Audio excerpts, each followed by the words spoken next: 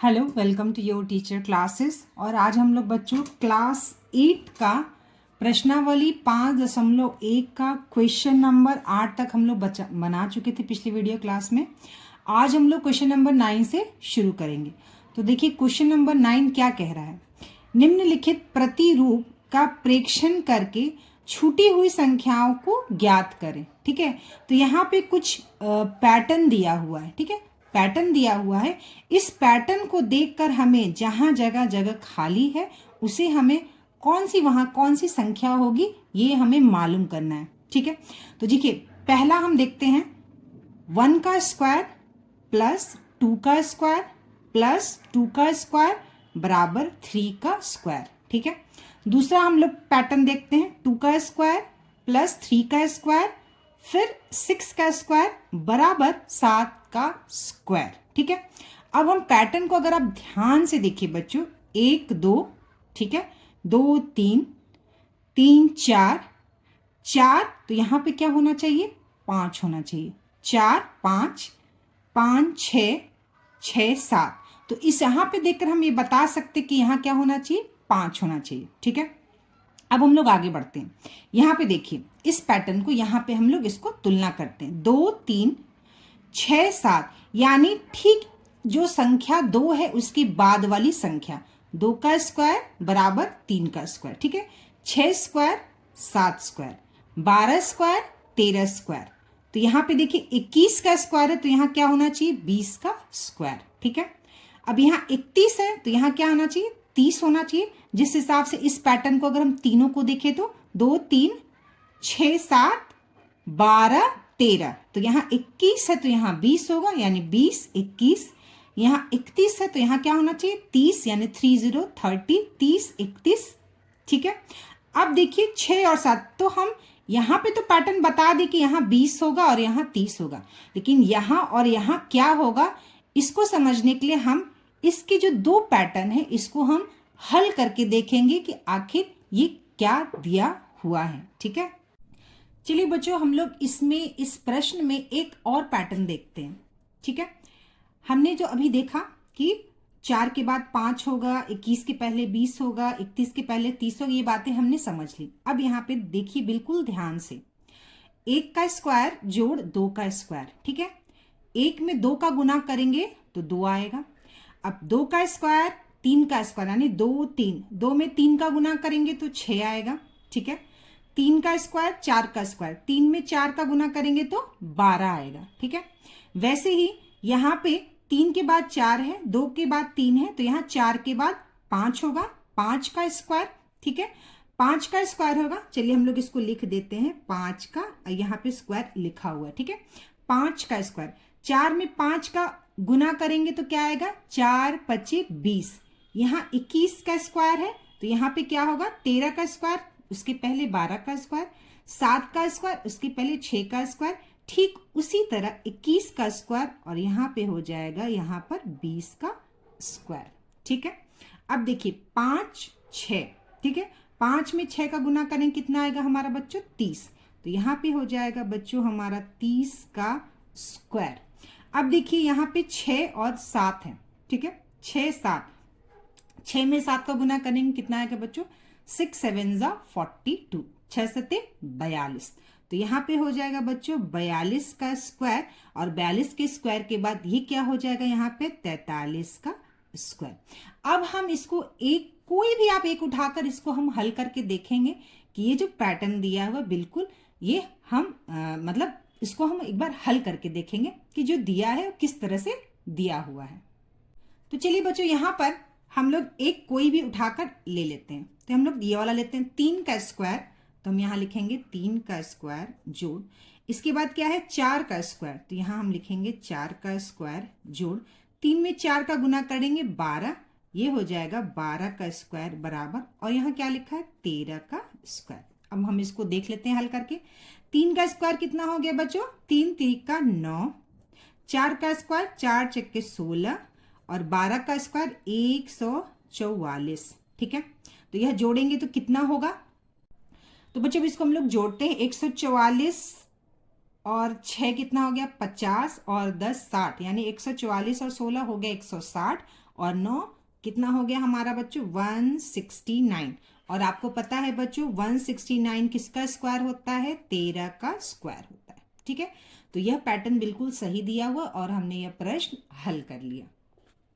तो चलिए अब हम लोग बढ़ते हैं बच्चों क्वेश्चन नंबर 10 की तरफ। क्वेश्चन नंबर 10 कह रहा है विषम संख्याओं की क्रमिक घटाओं की क्रिया द्वारा निम्नलिखित संख्याओं की जांच करें कि कौन सी संख्या पूर्ण वर्ग संख्या है। ठीक है, तो हमें जांच करना है किस विधि के द्वारा, क्रमिक घटाओं की क्रिया के द्वारा हमें यह जांच करना है कि जो ये संख्या दी गई है वह संख्या पूर्ण वर्ग संख्या है, यानी कि कौन सी, मतलब जो संख्या दी गई है उसमें से कौन सी संख्या जो है पूर्ण वर्ग संख्या है। ठीक है, तो चलिए हम लोग देखते हैं। तो चलिए बच्चों हम लोग क्वेश्चन नंबर 10 करते हैं। क्या है क्वेश्चन नंबर 10 कि विषम संख्याओं के क्रमिक घटाओं की क्रिया द्वारा हमें ये जांच करना है कि जो संख्या दी गई है वो जितनी भी संख्याएं दी गई उसमें कौन सी संख्या पूर्ण वर्ग संख्या है। तो चलिए देखते हैं क्रमिक घटाओं की क्रिया क्या है और इसको कैसे हमें हल करना है। सबसे पहले क्या करेंगे बच्चों, हम लोग यहाँ पर हम लोग विषम संख्या लिख लेंगे। सबसे पहले क्या करेंगे, हम विषम संख्या लिख लेंगे। कौन कौन सी विषम संख्या है, ठीक है, कुछ विषम संख्या हम यहाँ पर लिख लेते हैं। कौन कौन सी विषम संख्या है, 1, 3, 5, 7, 9, 11, 13, 15, 17, 19, 21, 23। ठीक है, यहां तक हम लिख लेते हैं, फिर हम आगे इसको हल करते हैं।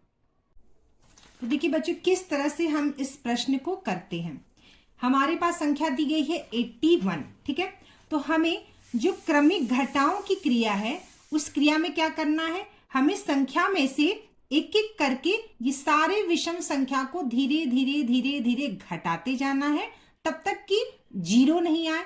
और अगर जीरो नहीं आता है तो हम देखेंगे कि हमारे पास कौन सी संख्या है जो अंत में बच रही है। ठीक है, तो चलिए हम लोग इस प्रश्न को जब हल करेंगे तो हमें समझ में आएगा क्रमिक घटाओं की क्रिया क्या है। यहाँ पे संख्या दी गई है 81 यानी 81। ठीक है, तो हम सबसे पहले क्या करेंगे, 81 में से हम पहली विषम संख्या 1 घटाएंगे तो कितना आ गया बच्चों हमारा 80। ठीक है, अब 80 में से हम दूसरी विषम संख्या 3 घटाएंगे तो कितना आ गया बच्चों हमारा 77। ठीक है, अब हम 77 में से तीसरी विषम संख्या 5 को घटाएंगे तो हमारा कितना आ गया बच्चों 72। ठीक है, अब हम 72 में से अगली विषम संख्या 7 घटाएंगे तो कितना आ गया बच्चों हमारा 65। अब हम 65 में से अगली विषम संख्या 9 घटाएंगे तो कितना आ गया बच्चों हमारा 56। ठीक है, अब हम 56 में से अगली विषम संख्या 11 घटाएंगे तो कितना आ गया बच्चों हमारा 45। ठीक है, 45 आ गया। अब हम 45 में से अगली विषम संख्या 13 घटाएंगे तो कितना आ गया बच्चों, 5 में से 3 गया 2, 4 में से गया 3 यानी 32। ठीक है, अब हम 32 में से अगली विषम संख्या घटाएंगे 15 तो कितना आ जाएगा बच्चों हमारा, 32 में से 15 गया तो आ गया हमारा 17। अब हम 17 में से अगली विषम संख्या घटाएंगे तो 15 के बाद अगली विषम संख्या क्या है 17 है। ठीक है, तो हम 17 में से 17 घटाएंगे तो ये हमारा आ गया 0। ठीक है, यानी कि जब हम क्रमिक घटाओं की क्रिया करेंगे और क्रमिक घटाओं की क्रिया करते करते जब हमारा अंत में 0 आ जाएगा तो इसका अर्थ है कि यह जो संख्या है वह एक पूर्ण वर्ग संख्या है। ठीक है, 0 अगर आ जाएगा तो वह संख्या क्या है बच्चों, पूर्ण वर्ग संख्या है। और हम ये कैसे ज्ञात करेंगे कि यह संख्या जो है वह किसकी पूर्ण वर्ग संख्या है, ये भी हम ज्ञात कर सकते हैं। अब हम देखेंगे कितनी बार हमने घटाया कि 0 आया। ठीक है, तो हम काउंट करेंगे यानी गिनती करेंगे, 1, 2, 3, 4, 5, 6, 7, 8, 9 यानी हमने 9 विषम संख्याओं को घटाया है इस संख्या में से। तो यह किसका पूर्ण वर्ग संख्या है, यह 9 का पूर्ण वर्ग संख्या है। ठीक है, चलिए बच्चों हम लोग दूसरा वाला देखते हैं। दूसरा संख्या है हमारा 121। ठीक है, तो अब 121 में से हम क्रमिक घटाव करते जाएंगे और देखेंगे यह किसका हम वर्ग संख्या, ये संख्या जो है वर्ग संख्या है या नहीं और ये किसका वर्ग संख्या है। ठीक है, 121 चलिए हम लोग करते हैं। 121 माइनस 1 120 आता है हमारा। 120 में से हम अगली विषम संख्या 3 घटा देंगे 117। 117 में से अगली विषम संख्या 5 घटा देंगे 112। 112 में से हम अब 7 घटा देंगे, कितना हो गया 105। 105 में से अब हम अगली विषम संख्या 9 घटा देंगे तो कितना हो गया ये 96। ठीक है, अब 96 में से अगली विषम संख्या हम 11 घटा देंगे, कितना हो गया हमारा 85। अब हम 85 में से अगली विषम संख्या 13 घटा देंगे तो ये हो गया 72। ठीक है, अब हम 72 में से अगली विषम संख्या 15 घटा देंगे तो कितना हो जाएगा हमारा, 12 में से 5 गया 7 और यहाँ पे हो गया 6 में से गया यानी 5 यानी 57। ठीक है, अब हम 57 में से अगली विषम संख्या 17 घटा देंगे, कितना हो गया ये हमारा 40। ठीक है, अब हम 40 में से अगली विषम संख्या 19 घटा देंगे तो कितना हो गया बच्चों हमारा, ये हो गया 21। और अब हम अगली विषम संख्या 21 में से 21 घटा देंगे तो यह हो गया हमारा 0। यानी कि हमारा क्रमिक घटाव, जब विषम संख्याओं का हमने क्रमिक घटाव किया तो हमें क्या उत्तर आया, 0 आया। ठीक है, लास्ट में हमें 0 आ गया। ठीक है, 0 आ गया तो इसका अर्थ है कि 121 जो है, यह 121 जो है यह पूर्ण वर्ग संख्या है। और यह किसका पूर्ण वर्ग संख्या है, ये हम काउंट करके देख लेंगे। 1 2 3 4 5 6 7 8 9 10 11 यानी 11 बार हमने विषम संख्याओं को घटाया है, इसलिए 21 जो है वह 11 का वर्ग संख्या है। ठीक है, तो चलिए बच्चों हमारा नेक्स्ट संख्या है 144। ठीक है, 144। इसको हम क्रमिक घटाओं से देखेंगे। 144 में से 1 घटाया तो हमारा कितना 143। 143 में से 3 घटाया तो कितना आ गया 140। फिर 140 में अगली विषम संख्या 5 घटाया तो 135। 135 में से 7 घटाया 128। 128 में से 9 घटाया 119। 119 में से 11 घटाया 108। 108 में से 13 घटाया कितना आ गया 95। 95 में से 15 घटाया 80। 80 में से 17 घटाया तो कितना आ गया बच्चों 63। 63 में से 19 घटाया तो कितना आ गया 44। 44 में से 21 घटाएं, 19 के बाद की विषम संख्या 21 तो कितना आ गया 23। 23 में से अगली विषम संख्या 23 घटाएं तो कितना आ गया हमारा 0।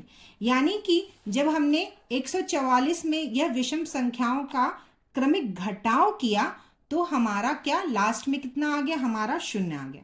यानी कि 144 जो है वह एक पूर्ण वर्ग संख्या है। और यह किसका पूर्ण वर्ग संख्या है तो हम काउंट कर लेंगे। चलिए काउंट करते हैं। 1 2 3 4 5 6 7 8 9 10 11 12। ठीक है, यानी 144 जो है वह 12 का पूर्ण वर्ग संख्या, 12 का क्या है वर्ग संख्या है। ठीक है, 144 किसका वर्ग संख्या है 12 का। चलिए नेक्स्ट क्वेश्चन करते हैं। चलिए अब लोग नेक्स्ट करते हैं। नेक्स्ट है हमारा 36। ठीक है, चलिए इसका हम लोग क्रमिक घटाव करते हैं। तो 36 माइनस 1 ये हो गया हमारा 35। 35 माइनस 3 हमारा हो गया 32। 32 माइनस 5 हमारा हो गया 27। 27 माइनस 7 हमारा हो गया 20। 20 माइनस 9 ये हमारा हो गया 11। 11 माइनस 11 हमारा हो गया 0। यानी कि यह 36 भी जो है एक पूर्ण वर्ग संख्या है। ठीक है, किसका है तो 1 2 3 4 5 6 यह पूर्ण वर्ग संख्या किसका है 6 का। ठीक है, 6 का स्क्वायर है 36। देखिए बच्चों ये जो प्रश्न हमने किया ये चारों संख्याएं जो दी हुई थी उसमें क्या आया अंत में 0 आया। ठीक है, तो जब हम क्रमिक घटाव करेंगे और यह 0 नहीं आएगा, ठीक है, अगर यह 0 नहीं आएगा तो वह संख्या जो है वह पूर्ण वर्ग संख्या नहीं होगी। ठीक है।